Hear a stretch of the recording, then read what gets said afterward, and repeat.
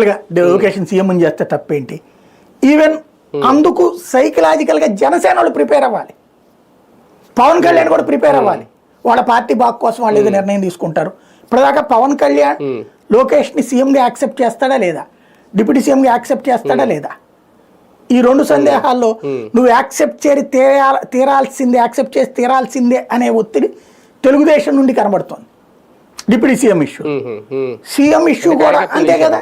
CM issue కూడా నీకేంటి సంబంధం, నీకు డిప్యూటీ సీఎం కావాలన్నో తీసుకున్నావు, నీ బ్రదర్కి మంత్రి కావాలన్నో తీసుకుంటున్నావు. అట్టంటప్పుడు మావాడు డిప్యూటీ సీఎం అయితే ఏంటి, సీఎం అయితే నీకేంది అనేటటువంటిది సైకలాజికల్గా అతన్ని ప్రిపేర్ చేస్తున్నారు. ఎవరి లెక్క వాళ్ళకు ఉంది అక్కడ.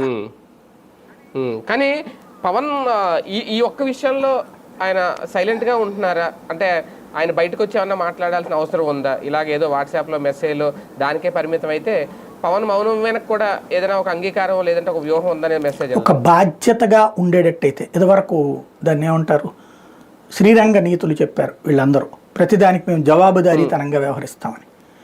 అలాంటి నిజమైన బాధ్యతాయుతత్వం అయితే దావోస్ నుంచి చంద్రబాబు గారు వచ్చాక లోకేష్, చంద్రబాబు, పవన్ ముగ్గురు కూర్చుని అనవసరపు వివాదాలు వద్దు, మేమందరం ఒక క్లియర్గా పిక్చర్తో ఉన్నాం.